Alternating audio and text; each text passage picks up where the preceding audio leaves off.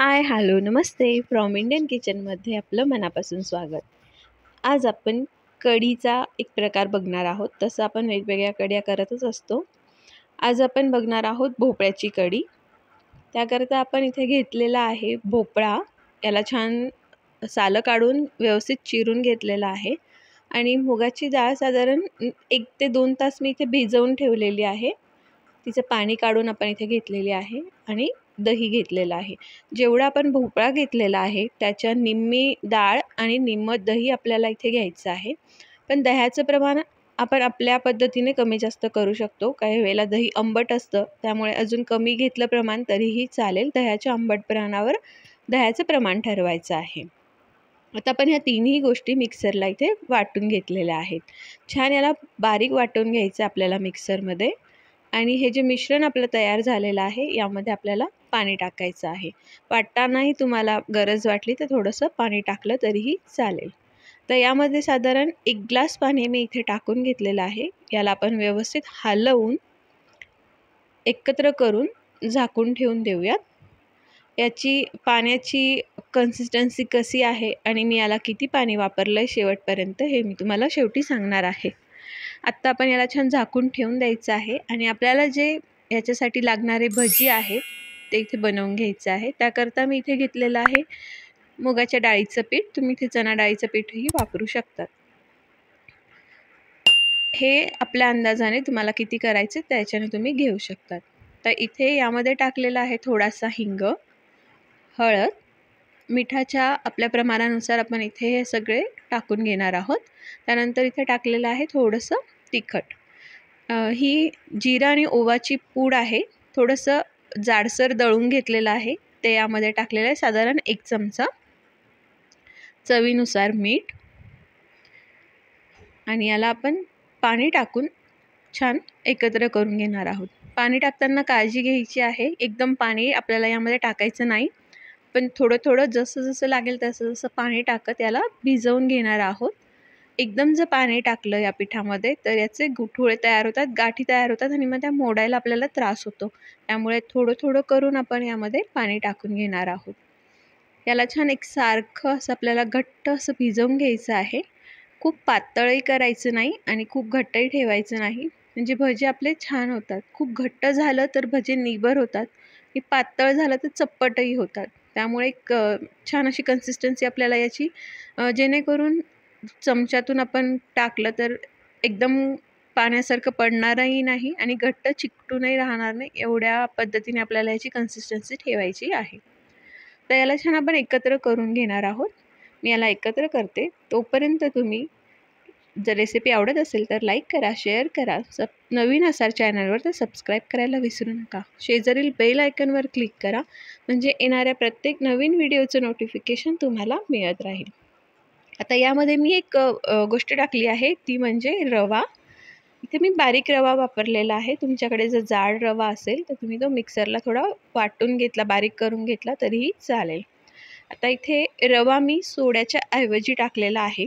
बरेच जण भजे छान फुलावे याकरता त्यामध्ये सोडा किंवा इनो टाकतात, पण आपल्याला प्रत्येक वेळेला ते पोटासाठी चांगलंच असतं असं नाही, म्हणून आपण इथे रवा टाकलेला आहे. याच्याने सुद्धा भजी छान फुलतात.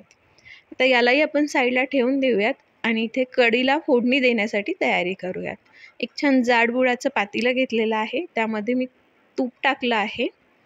यामध्ये टाकणार आहोत जिरं, मोहरी,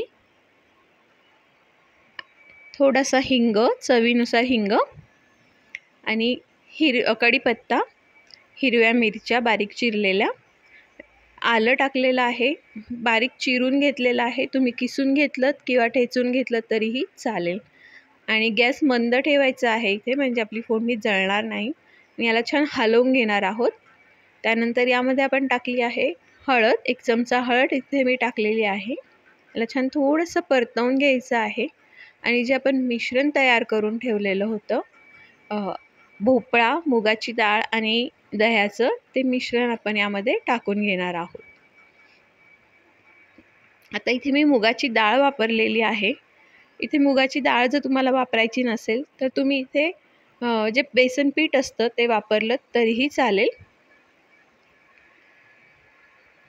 आता यामध्ये आपण टाकलं 1 ग्लास पाणी. आपल्याला हे किती पातळ हवं आहे कढी त्या हिशोबाने आपण यामध्ये पाणी टाकणार आहोत. आणि अजून 1 ग्लास पाणी मी आपलं जे मिश्रण ज्यामध्ये ठेवलेलं होतं ते भांड्यात टाकून व्यवस्थित पुसून यामध्ये ओतून घेतलं. म्हणजे साधारण आता आपण यामध्ये 2.5 ग्लास पाणी आपण इथे वापरलेलं आहे. अजूनही याची कन्सिस्टन्सी बघून आपण पाणी वाढवू शकतो. आता मी इथे अजून थोडं पाणी टाकते, कारण कढी उकळल्यानंतर थोडीशी घट्टसर होते, कारण आपण यामध्ये मुगाची डाळ वापरलेली आहे आणि आपण यामध्ये भजेही सोडणार आहोत.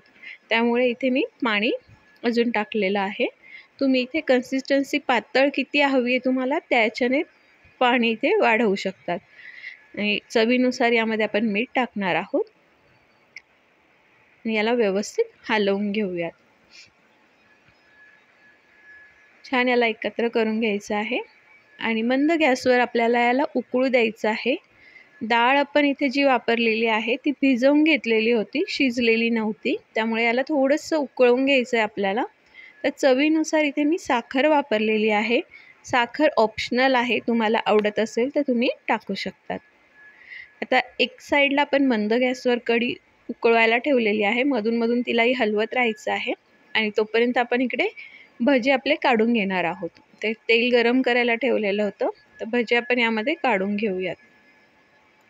बऱ्याचदा असं होतं की आपण भोपळा खात नाही आणि कंटाळा करतो भोपळा खायला. सो त्यामुळे या पद्धतीने जर आपण कढी बनवली तर भोपळाही खाल्ला जातो आणि कढी अतिशय सुंदर लागते चवीला. बऱ्याच ठिकाणी भोपळा शिजवून घेतला जातो. कढी केल्यानंतर तो त्यात सोडतात. भोपळा कढी म्हणतात याला. पण असंही होतं की भोपळा दिसला की परत नखरे असतात खाण्याचे. बऱ्याच ठिकाणी बऱ्याच जणांना, अगदी लहान काय मोठ्यांना सुद्धा भोपळा आवडत नाही. त्याकरता या पद्धतीने जर आपण कढी केली तर कोणाला चवही कळत नाही आणि परत भोपळाही व्यवस्थित खाल्ला जातो. तर आपण यामध्ये जे तळलेले भजे होते ते छान सोडून घेतलेले आहे आणि आपली कढी खाण्यासाठी तयार आहे.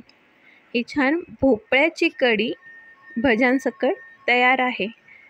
रेसिपी आवडली असेल तर लाईक करा, शेअर करा, सबस्क्राईब करायला विसरू नका. थँक्यू.